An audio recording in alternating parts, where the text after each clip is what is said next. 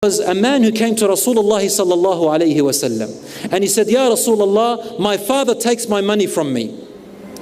So he said to him, Anta wa maluka li abik. You and your wealth belongs to your father. That's the authentic part, narrated in Ibn Majah. The other unauthentic part, the meaning is correct. It says that he said, call your father. So he called his father along. And it says that Jibreel came to him and said, Ya Rasulullah, ask the father what he was saying in secret. So when the father approached, Rasulullah said, why do you take your son's money? He said, Ya Rasulullah, I spend it on his family, on his aunt who is a widow, and so on and so forth. He said to him, tell me what you were saying in secret on your way here. And the man recited a poem. The poem has meanings that stem from the Sunnah and the Sharia, of course. He said, غذوتك مولودا وعلتك يافعا تعل بما أجني عليك وتنهل. He said, I nourished you when you were an infant and looked after you as you grew up when you were a toddler, watching every step you take. إذا ليلة نادتك بالسقم لم أبت بسقمك إلا ساهرا أتململ, or something like that. He says, when a night passed you and pain struck you, I would stay up all the night looking at you, me with my eyes open, afraid for the pain that has struck you.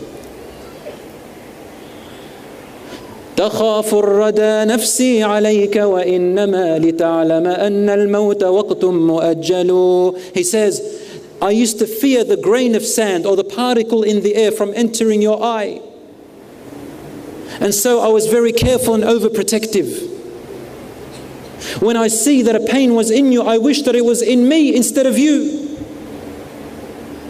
فلما بلغت السن والغاية التي إليها مدى ما كنت فيك أؤمل جعلت جزائي غلظة وفظاظة كأنك أنت المنعم المتفضل.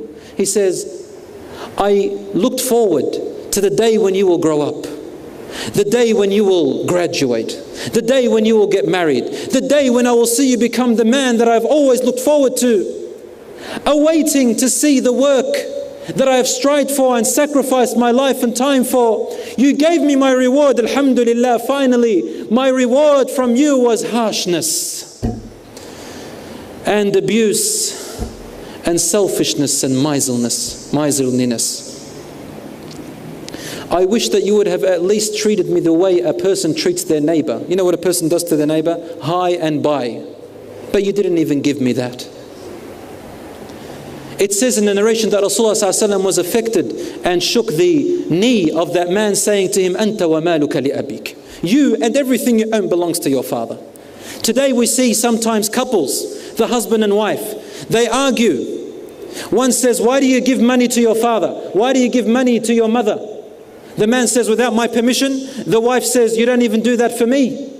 They argue about the rights of the parents. Allahu Akbar. Listen to what Rasulullah sallallahu alayhi wasallam said. He said, Burru aba'akum taburrukum abna'ukum. Be dutiful towards your parents. As a result, your children will be dutiful towards you. This is a two-sided thing, brothers and sisters. I want you to analyze it. If you want your children to respect you, to be good to you, to look after you when you are weak, when you are feeble, when you become very old in age, when you can't walk, when you need someone to feed you with a spoon, when you need someone to take you to the toilet, when you need someone to bathe you, when you need someone to carry you, when you need someone to hold your hand and to treat you the same way you treated them when they were babies, infants, then they need to see from you the respect and the goodness from you towards your parents. When they visit their grandparents, they need to see how you treat your parents. They need to see how you talk to your parents. You know, there is a saying